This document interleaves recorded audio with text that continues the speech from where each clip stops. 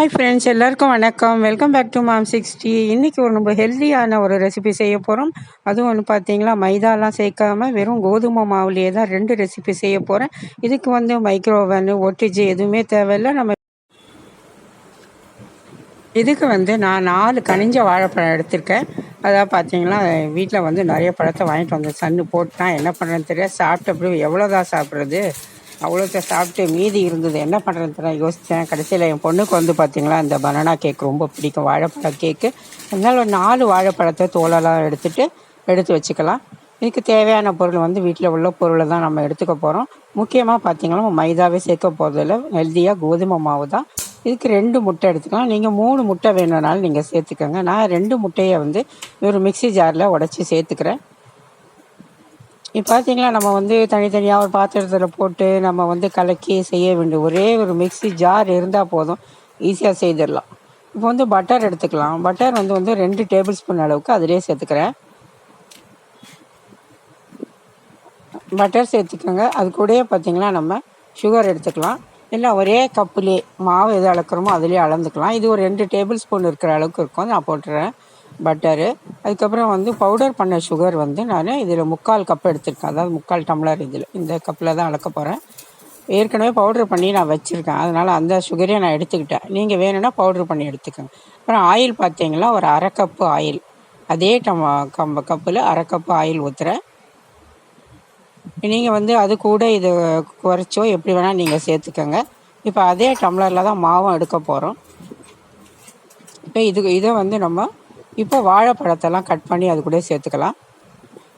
பொதுவாக முட்டை சர்க்கரையெல்லாம் முதல்ல அடிச்சுட்டு தான் போடுவாங்க. நான் இன்றைக்கி ரொம்ப ஈஸியான முறையில் தான் இப்போ கற்றுக் கொடுத்துட்ருக்கேன். நீங்கள் ரொம்ப ஈஸியாக ஒரு மிக்சி ஜார் இருந்தால் போதும், அதிலே எல்லாத்தையுமே அட் அ டைம் போட்டுடலாம்.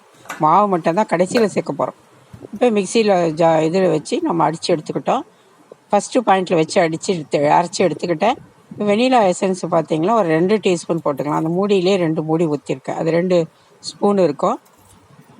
இந்த நம்ம எடுக்க போகிற இந்த மாவோட அளவுக்கு 2 ஸ்பூன் போதும் வெனிலா எசன்ஸு. இப்போ பேக்கிங் பவுடர் எடுத்துக்கலாம். பேக்கிங் பவுடர் பார்த்தீங்களா, ஒரு 1.5 டீஸ்பூன் எடுத்துக்கலாம். ஃபுல்லாக எடுத்துக்கோங்க. சின்ன ஸ்பூனில் 1.5 டீஸ்பூன் பேக்கிங் பவுடர். நம்ம நார்மலாக இட்லிக்கெலாம் யூஸ் பண்ணுற பேக்கிங் சோடா ஒரு 1/2 டீஸ்பூனுக்கும் கம்மியாக எடுத்துக்கலாம். 1/4 டீஸ்பூன் எடுத்தால் போகிறோம், அதிகமாக சேர்க்காதீங்க. உப்பு ஒரு 1/4 டீஸ்பூன். இப்போ நல்லா இதையும் நல்லா அரைச்சி எடுத்துக்கலாம். ஃபஸ்ட்டு பாயிண்ட்டெல்லாம் வச்சு அரைச்சி எடுத்துக்கிட்டேன். இப்போ கோதுமை மாவு நல்லா சலிச்சு வச்சுருக்கேன். நம்ம சர்க்கரை எடுத்த அதே கப்புலேயே 1 கப்பு மாவு, இந்த டம்ளரில் தான் சர்க்கரை 3/4 கப் எடுத்தோம். இதே டம்ளர்லேயே முழுசாக 1 கப்பு மாவு எடுத்துக்கலாம். தலை தட்டி எடுத்துக்கோங்க. இப்போ அதையும் இந்த அடித்து வச்ச முட்டை கலவையோடு சேர்த்துருவோம். சேர்த்துட்டு மூடி போட்டு நம்ம இதை ஃபஸ்ட்டு பாயிண்டில் வச்சு அரைச்சி எடுத்துக்கலாம். கொஞ்சம் கொஞ்சமாக மாவு நான் சேர்த்துக்கிறேன். ஏன்னா முதல்ல ஒரு பாதி போட்டேன், அதுக்கப்புறம் மீதி இன்னொரு பாதி. இப்போ திக்காக இருக்கும், அரைக்க முடியாது. ஒரு 1/4 டம்ளர் பால் சேர்த்துக்கிறேன். காய்ச்சின பால் தான் இது. நீங்கள் பச்சை பால் கூட சேர்க்கலாம், பரவாயில்ல.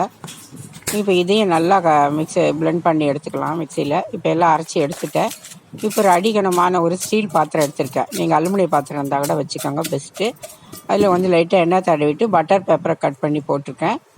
அது மேலேயும் ஒரு ட்ராப் எண்ணெய் ஒரு 1/2 ஸ்பூன் விட்டு தடவி விட்டுக்கலாம், ஒட்டாமல் இருக்கிறதுக்காக தான். இது கடைகளில் கிடைக்கிது இந்த பட்டர் பேப்பரு. இப்போ அதுக்கு முன்னாடி, இதெல்லாம் ஆரம்பிக்கிறதுக்கு முன்னாடி நான் ஸ்டவ்வில் ஒரு நான்ஸ்டிக் ஒரு திக்கான ஒரு கடாய் தான் வச்சுருக்கேன். வச்சு ப்ரீஹீட் பண்ணியிருக்கேன். ஒரு 10 நிமிஷமாக சூடாகிட்டு மூடி போட்டு வச்சு சூடு பண்ணிட்டு வச்சுட்டு இருந்தேன். அது சூடு ஏறிட்டதுக்குள்ளே நான் இதெல்லாம் அரைச்சி எடுத்துக்கிட்டேன். அந்த ஒரு 15 நிமிஷத்துக்குள்ளேன்னு வச்சுக்கோங்களேன். இப்போ அரைச்சி எடுத்த மாவு பதம் பார்த்திங்கன்னா இப்படி தான் இருக்கணும். இங்கே பாருங்கள், எடுத்து ஊற்றும்போது தொடர்ந்து அப்படியே விழுதுங்களா, இப்படி தான் இருக்கணும்.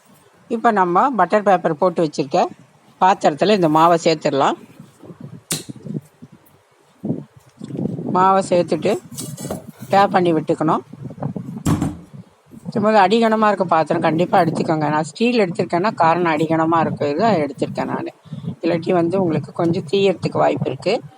இப்போ எல்லாத்தையும் ஊற்றிக்கலாம். இந்த மாதிரி இருக்கணும் பதம். உங்களுக்கு தொடர்ந்து விழுது பாருங்கள், இப்படி தான் வரணும். இப்போ கோதுமை மாவில் செய்கிறதுனால கொஞ்சம் வந்து ஹார்டாக இருக்க மாதிரி நமக்கு தோணும். கொஞ்சம் ஆயில் வந்து கூட சேர்த்திங்கன்னா கரெக்டாக இருக்கும். பட்டரும் ஆயிலும் நல்லா கொஞ்சம் தட்டி விட்டுக்கலாம், காற்று உள்ளெல்லாம் போகாத மாதிரி. இப்போது 15 நிமிஷமாக சூடு பண்ணியிருக்கேன். அந்த கடாயில் ஒரு சின்ன ஸ்டாண்டை ஒன்று போட்டிருக்கேன். அது மேலே இதை வச்சுட்டு அது மேலே நம்ம வந்து கவுத்தி அதையாவது கேப் எல்லாம் மூடிக்கலாம். நான் இன்றைக்கி ஒரு பெரிய குண்டானை தான் தூக்கி மூடியிருக்கேன். அதுதான் வந்து ஹைட்டு கரெக்டாக இருக்குன்னு மூடி வச்சுருக்கேன். இப்போ இது வந்து ஒரு 40லேருந்து ஒரு 50 நிமிஷம் வரைக்கும் வேகணும். ஒரு ஹை ஃப்ளேமில் ஒரு 5 மினிட்ஸ் 5 நிமிஷம் ஹை ஃப்ளேம் வச்சுக்கலாம். அதுக்கப்புறம் மீடியம் ஃப்ளேமில் மாற்றிட்டு ஒரு 30-35 நிமிஷம் கழித்து நம்ம ஓப்பன் பண்ணி பார்க்கலாம். அதே ஜாடியை கொஞ்சமாக மாவு முட்டை எல்லாம் இருக்குது. அது வந்து 2 வாழைப்பழத்தை அது கட் பண்ணி சேர்த்துக்கலாம். 1 கப்பு சின்ன கப்பில் கோதுமை மாவு, ரவை வந்து ஒரு 1/4 கப்பு, வெள்ளைத்தூள் வந்து 3/4 கப்பு, 1/4 ஸ்பூன் சோடா உப்பு, 1/4 கப்பு பால்,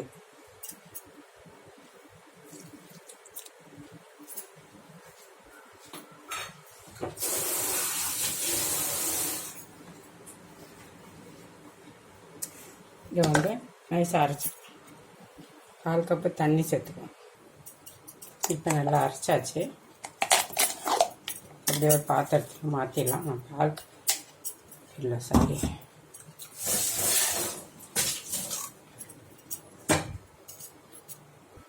இது ஒரு பாத்திரத்தில் மாற்றிடலாம்.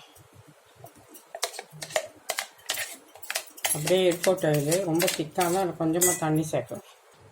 இதில் ஒரு வந்து 2 டேபிள் ஸ்பூன் அரிசி மாவு போட்டுக்கலாம். இப்போ இதில் வந்து 1 ஸ்பூன் வெள்ளை எள்ளு சேர்த்துக்கலாம். இப்போ மிக்ஸ் பண்ணிக்கலாம். ஒரு 10 நிமிஷம் அப்படியே ஊற விட்டோம்னா அந்த ரவையெல்லாம் ஊறி கொஞ்சம் கெட்டித்தன்மை வந்துடும். அப்போ நம்ம எடுத்து எண்ணெயில் விடும்போது கரெக்டாக இருக்கும். இந்த அளவு திக்னஸ் போதும்.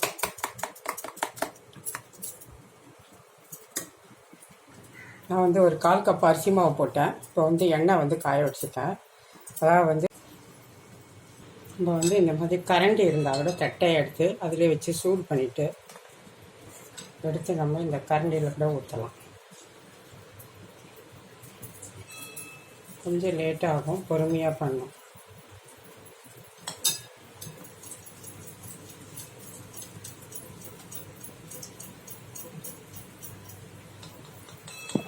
எண்ணெயை வந்து மீடியம் ஃப்ளேமில் காய வச்சு ஊற்றினா கருகிடும். அது அப்படியே வெளியே வந்து விழுந்துடும். பாருங்கள், நான் காட்டுறேன் உங்களுக்கு. கொஞ்சம் ஷேப்பாக வரணும் அப்படின்னா நீங்கள் இந்த மாதிரி ட்ரை பண்ணுங்கள்.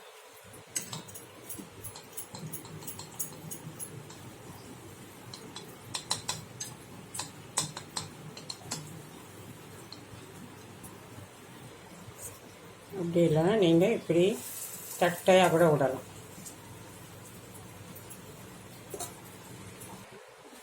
இப்போ நம்மளோட பணியாரம் ரெடி ஆகிடுச்சு. கோதுமை ரவை பணியாரம். இப்போ வந்து எனக்கு ஒரு 50 மினிட்ஸ் ஆச்சு. 40 மினிட்ஸில் குச்சி வச்சு உள்ளே குத்தி பார்க்கும்போது வெந்திருந்தது. நான் வந்து ஆஃப் பண்ணிவிட்டு எடுத்துட்டேன். இப்போ ஒரு பிளேட்டில் கமுத்தி வச்சுட்டேன். சூடாக இருக்குது. இப்போ பாருங்கள், கிண்ணத்தில் வந்து நம்ம ஒட்டவே இல்லை பார்த்தீங்களா. நம்ம அடிக்கணமான பாத்திரம் தான், அந்த கருகியெல்லாம் போகாது. இப்போ மேலே இருக்க பட்டர் பேப்பர் எல்லாம் பிச்சு எடுத்துடுவோம். சூடாக வேறு இருக்குது. கொஞ்சம் ஆறட்டன்னு பிச்சு எடுங்க. நான் அவசரப்பட்டு எடுக்கிறேன், வேறு ஒன்றும் இல்லை. இப்போ நல்லா ஆறட்டன்ட்டு நம்ம கட் பண்ணி சர்வ் பண்ணிக்கலாம். நம்மளோட டேஸ்டியான, அதாவது ருசியான, சுவையான, ஹெல்த்தியான, ஆரோக்கியமான கோதுமை மாவில் செஞ்ச வாழைப்பழ கேக், வீட் ஃப்ளார் பனானா கேக்.